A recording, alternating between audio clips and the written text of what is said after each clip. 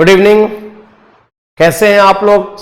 बहुत बढ़िया होंगे। मैं रवि भूषण आप सबको अपने इस YouTube चैनल विवांता पर आप सबका स्वागत करते हैं, वेलकम करते हैं। और बच्चों, आज हम लोग एक बहुत ही बेहतरीन बायोलॉजी की जो सबसे बेहतरीन चीज है जिसके बारे में मैं बताना चाहता हूं, ग्लैंड्स के बारे में बताना चाहता हूं, ग्रंथियों के बारे में बताना चाहता हूं। तो आइए आज की क्लास बायोलॉजी में ग्लैंड्स यानी ग्रंथियों के बारे में पढ़ते हैं, जानते हैं, समझते हैं। ग्लैंड्स यानी ग्रंथियां क्या होती है। ग्रंथियों के बारे में जानने के लिए आपको सबसे पहले यह जान लेना आवश्यक है कि ग्रंथियां जो होती है बच्चे, ये दो तरह की ग्रंथियां होती है। एक होती है इंडोक्राइन और दूसरा होता है एक्सोक्राइन। तो एक्सोक्राइन ग्लैंड्स जो कही जाती हैं, जिन्हें हम बहिस्रावी ग्रंथि कहते हैं, एक्सोक्राइन ग्लैंड्स यानी जिसे हम बहिस्रावी ग्रंथि कहते हैं, ये क्या है मैं अभी बताऊंगा आपको। और दूसरा है बच्चे इंडोक्राइन ग्लैंड यानी अंतःस्रावी ग्रंथि। अंतःस्रावी ग्रंथि, अंतःस्रावी ग्रंथि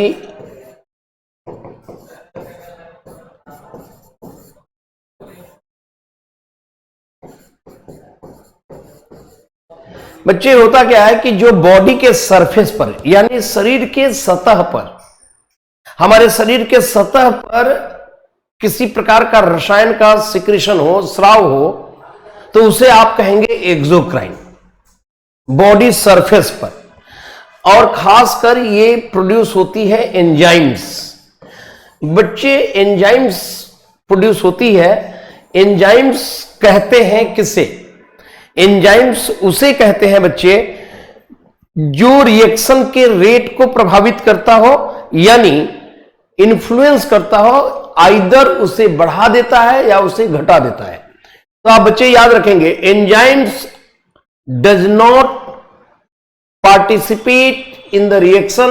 किसी भी प्रक्रिया में, रिएक्शन में पार्टिसिपेट न करता है, उसके बावजूद भी उस रेट ऑफ रिएक्शन को इन्फ्लुएंस करता है।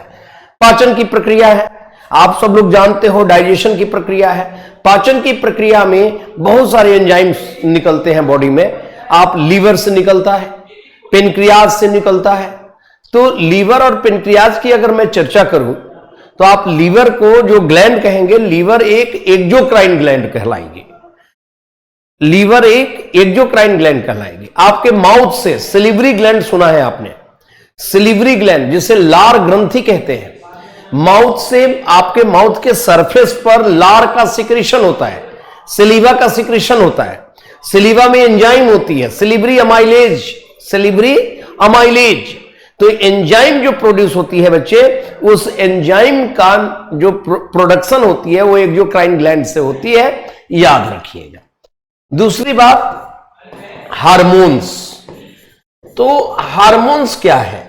इंडोक्राइन का जो आपके शरीर के अंदर, शरीर के अंदर ब्लड में अगर वो प्रोड्यूस करता है, directly pores into the blood, यानी ये सीधे तौर पर आपके रक्त में प्रवेश कर जाता है। It directly pores into blood, रक्त में स्वतः ही प्रवेश कर जाता है। और जब रक्त में प्रवेश कर जाता है बेटा, तो जो रक्त का परिसंचरण आपके बॉडी में होती है, शरीर के अंदर जो ब्लड सर्कुलेट करता है बच्चे, तो ब्लड का सर्कुलेशन जब होने लग जाता है तो डेफिनेटली आपके हार्मोन्स आपके ब्लड के माध्यम से पूरे शरीर के अंदर घूमने लग जाता है। क्लियर हुआ? तो इसको हम कहते हैं हार्मोन्स। और ये सीधे रिएक्शन में पार्टिसिपेट करता है। आपको किसी भी प्रकार की उत्तेजना होती है, आप किसी भी प्रकार की उत्तेजना आती है, गुस्सा आ रहा है, क्रोध आ रहा है ना, सेक्सुअल एक्साइटमेंट आ रही है, तो ये जितनी भी जो उत्तेजक चीजें हैं वो हार्मोन का ही तो रोल है, हार्मोन ही तो कार्य करता है इसके लिए। तो मैं आपको ये बताना चाहता हूं कि इंडोक्राइन जो होती है वो शरीर के अंदर रक्त में हार्मोन का स्राव करती है, जबकि एक्सोक्राइन ग्लैंड्स जो होती है बच्चे, वो शरीर के सरफेस पर एंजाइम का सिक्रीशन करता है। क्लियर हुआ? अब हम नेक्स्ट सवाल की तरफ चलते हैं और आपको बताते हैं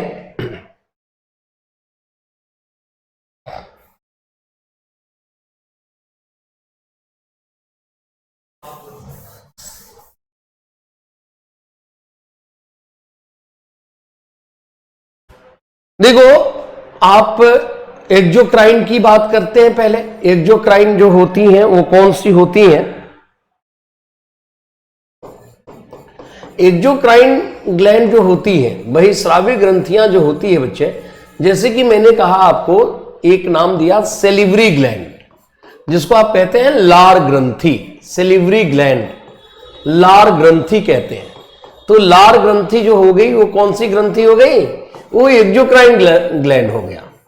ठीक है, इससे आप मालूम है आपको, इससे मिलता है सलाइवा, और सलाइवा में एंजाइम होते हैं सिलिवरी अमाइलेज। सिलिवरी अमाइलेज नाम का एंजाइम होता है। ठीक है जी, तो ये एक एक्सोक्राइन ग्लैंड हो गया। दूसरा एक और मैंने बताया लीवर, यकृत। यकृत भी क्या हुआ? यह भी एक्सोक्राइन ग्लैंड हो गया, है ना। इससे क्या निकलता है? एक एंजाइम निकलता है जिसको हम कहते हैं बाइल जूस, है ना। पित्तरस के नाम से जानते हैं इसे हम, पित्तरस है ना। तो ये बाइल जूस क्या करता है? ये आपके फैट के जो मॉलिक्यूल है, फैट को ब्रेक डाउन करने में मदद करता है, वसा का पाचन करने में मदद करता है। ये एंजाइम होती है बाइल एंजाइम्स इसमें, है ना। इसके अलावे अगर हम लेक्राइमल ग्लैंड की बात करें, जिसको आप कहते हैं टीयर ग्लैंड या अश्रु ग्रंथि भी कहते हैं, है ना, अश्रु ग्रंथि कहते हैं। तो ये क्या है बच्चे? अश्रु ग्रंथि कहते हैं। ये इससे भी प्रोड्यूस होती है टीयर्स, आंख की आंसू।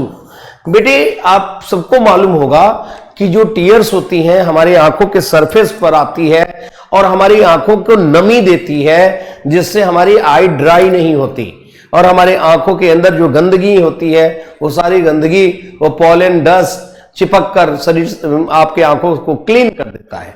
तो टीयर्स में भी एंजाइम होते हैं, याद रखेंगे। उस एंजाइम का नाम पूछ देता है एग्जामिनर, उसको हम कहते हैं लाइसोजाइम।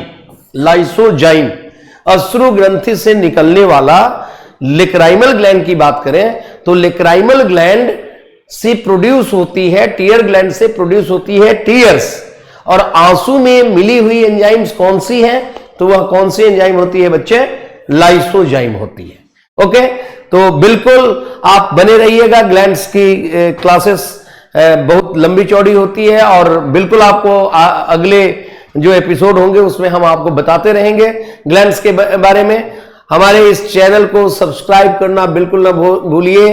इसे जल्दी से फटाफट इसे सब्सक्राइब कीजिए। अपने बच्चों को, अपने दोस्तों को, अपने परिवार के अन्य लोगों को, रिश्तेदारों को जो कॉम्पिटिटिव एग्जाम की तैयारी करते हैं, उसे विवांता का ऐप बिल्कुल डाउनलोड करा लीजिए। उसको सब्सक्राइब कराइए, शेयर कराइए और लाइक करना बिल्कुल ना भूलिए। मैं आपका दोस्त, आपका साथी, आपका शिक्षक रवि भूषण बायोलॉजी के इस सेशन में आप सबका फिर से स्वागत करते हैं, धन्यवाद देते हैं आप सबको, और फिर से आग्रह करते हैं कि हमारे इस चैनल को सब्सक्राइब करना बिल्कुल ना भूलें, शेयर करना बिल्कुल ना भूलें।